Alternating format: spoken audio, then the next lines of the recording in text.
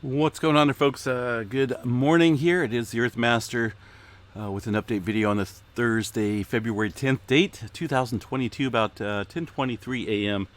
California time, and the latest quake out there, a 2.5 earthquake on the globe, right around the Puerto Rico area. A little bit of movement taking place there in Texas as well. You can see that on the earthquake 3D globe. The rest of the North American plate looks pretty quiet, except for around the Alaska region. Let's go ahead and check out the activity striking out here in this area on the latest map. Zooming into the North American plate here, showing some activity around the Texas area, Garden City region, just outside of Midland, showing some earthquake activity in the 3 range, a 3.4 earthquake striking at 13.6 kilometers below the surface. And some also a little bit of activity outside of the Pecos, Texas area, it looks like, just south of there. Some regional earthquake activity striking there, kind of outside of the normal area that we typically see here in the Texas region. I'll show you here on the 7-day map.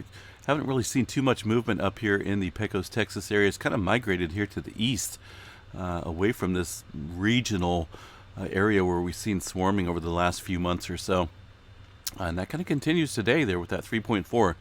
So a little bit of activity kicking up here, kind of working its way towards the New Madrid zone as well. Oklahoma, a little earthquake activity around the OKC area, and also around the Missouri and the Arkansas state line. It looks like a 2.0. Just northwest of Mountain Home, kind of an odd earthquake up there as well. Northern end of the New Madrid zone, seeing some increase in pressure, with a couple small microquakes up there, 1.7 and a 1.8. Of course, this area here very capable of producing a sizable earthquake for sure. Virginia as well. Some movement around Forest, Virginia, 2.3. So a little activity stretching up into the region. Mostly microquakes, but except for this one here outside of the Garden City area. Movement into the Intermountain West regions kind of continuing today, although not as strong as they have been, and certainly not above the 2.5 level. In fact, there's nothing above 2.5 along the west coast. Most of it, actually all of it, is the microquake activity throughout Southern California, Ridgecrest, and the eastern part of the Sierra Nevada, all seeing just some microquakes. Clear Lake area. I was out there yesterday, kind of checking out the region around the Cobb area, Cobb Mountain, and the Clear Lake volcanic fields. A whole bunch of geothermal energy plants out there, and pipes running all up and down the road. It's just kind of a little odd sight out there, but I need to get back out there and see if I can set up a little plant tour, or at least maybe talk to someone. Just kind of in a rush yesterday, and kind of got there a little late, unprepared, I guess is the word. And but it was cool nonetheless. I got to see where everything is taking place out there, and I got to talk to a few folks in the vicinity of the earthquake swarming out there around the geysers, which there is no geysers out there. It's just that's just the name of it. Kind of cool. Redding, a little bit of activity up there. What do we got? Cascadia, not really showing a whole lot of movement here along this area at the moment. Movement along the Pacific Northwest, pretty quiet as well. One little earthquake outside of Mount St. Helens, or Mount St. Helens right here. Just a 1.1 at, looks like towards the northern end of the area. Right around Spirit Lake, it looks like. Yellowstone has calmed down. Not a whole lot going on at that area at the moment. Puerto Rico, we'll check them out here. Even this area has been kind of a dwindling in the earthquake department, but things could definitely ramp up here. Further movement along the Aleutian Trench here, with a trail of activity stretching across here, some of it deep as well. Had a 3.2 way up here, just outside of the Cook Inlet area, well to the west. 3.2 at 152 kilometers. Most of this activity pretty shallow there along the Aleutian Trench, and a little bit of movement around the Japan Trench today as well. Lower grade 4s, and some activity around the Taiwan region and stretching through the Philippines.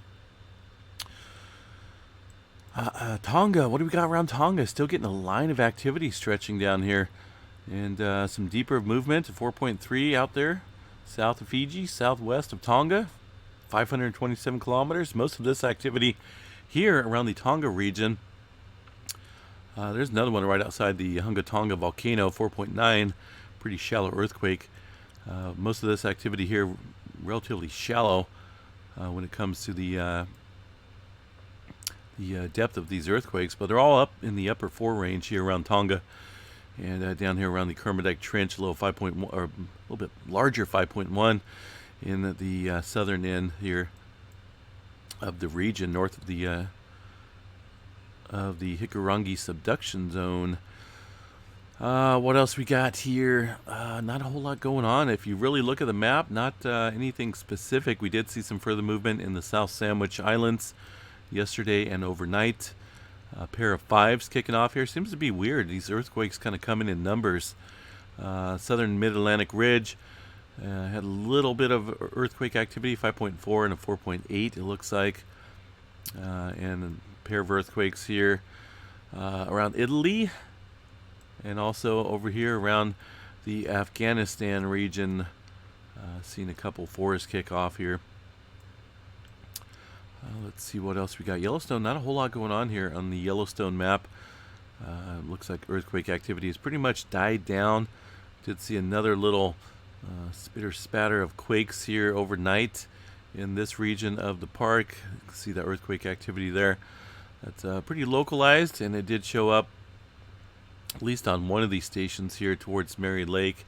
Maybe a little bit of activity being seen on the Little West Thumb, but this is generally overall very small quakes there around the Lake Yellowstone area.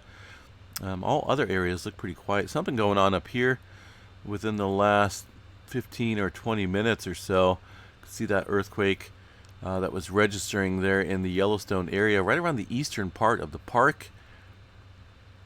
Because that definitely showed up here on Pelican Cove, Soda Butte, and Parker Peak, but not on the other stations for the most part. So something well to the east of here is what I'm guessing. I didn't really see anything pop up here on the USGS map, and I don't believe that is the 3.4 down in Texas that is picking up. You can always check with the UTC time here at 17:45 UTC time. Let's see what we got here. 17. It's very possible that could be the 3.5. Very close to the 1800. So it's if that's the case, then this thing may get upgraded a little bit. That 3.4, just kind of odd for it to show up that far. Doesn't look like anyone reported feeling it out there in Texas. I'm kind of surprised at that. I don't see any felt reports. It has been reviewed, so have to watch that pretty closely there. Unless there's another earthquake striking up here around the Wyoming area. Just seems a little odd for a 3-pointer to show up there. I don't believe that's the case. So let's see what else we got. Tremor map last night was pretty quiet. There wasn't a whole lot going on. Just 19 epicenters of tremor along the Vancouver Island ranges up there north of Victoria. Wasn't too much tremor activity today, so we'll see if anything gets adjusted. Did see some solar weather heightening up, and I believe it is heightening up right now on the dark side of the Earth, at least on the other side of the world, with some auroras being visible there at the night. Looks like we reached up into a G1 storm, pretty close up there around G2. Got KP indexes of 5 kicking up here right now. So higher latitudes there on the unlit side of the Earth. Other side of the world seeing pretty good potential there for the auroras kicking off. Pretty darkened area of the forecast there. Looks pretty cool. Flaring activity looks pretty minimal at the moment. Still only a 70% chance of flare and M-flare at 15. And sunspot activity kind of dying off at the moment with the departing sunspots decaying. And not a whole lot really out here except for 2941. Kind of a lengthy one, but doesn't look like it's got too much potential at the moment. And 2943 just, that is the word. All right, folks. Have a good night, a good day, good morning, wherever you're at. And just gonna hang out here with the kids today. Stream did go down last night, surprisingly, right around the 3:30 time frame once again. So whatever's happening seems to be happening around 3:30 to 4 a.m. my time. I don't know. It's just kind of odd. Wasn't for sure what happened. Everything green lights here on this end. No dropped frames through my OBS system. Just like someone unplugged me. It's just, and it's not on my side. Otherwise, I would have known. So, not for sure, but it is what it is. We'll continue to roll on, and definitely not going to undermine this channel whatsoever. Continue to keep the output going here on the Earthmaster channel. Looks like the Mendocino station is back up and running as well. Watching that station pretty closely. There's still earthquake activity occurring on there, not being reported by the USGS, and I'm not for sure why they're not reporting the activity here along the west coast, specifically the Cascadia subduction zone. I don't know if something's getting ready to pop, or they maybe know about it, but definitely find it odd that the earthquake activity being reported there on the many coastal stations that I've watched over the past couple weeks not being reported or added onto the globe or the any USGS map. So it is what it is. We'll continue to watch it and monitor the activity and report as needed. We'll chat you guys a little bit later on this evening, folks. It's supposed to be 85 degrees. That's right. It's February 10th, 2022. 85 degrees here in Northern California. Not Southern California, not Baja California, Northern. Right around Chico, California, Sacramento, California. 85 degrees here where I live. Oh, well. What we get? We got about 9 inches, maybe 10 inches of rainfall all winter. Supposed to get about between about 17 to 20 inches of rainfall here in the valley on an average year. So I guess we'll just be happy with a little bit that we got, right? All right, folks, have a good day. Stay safe out there. We'll chat you a little bit later. Peace out.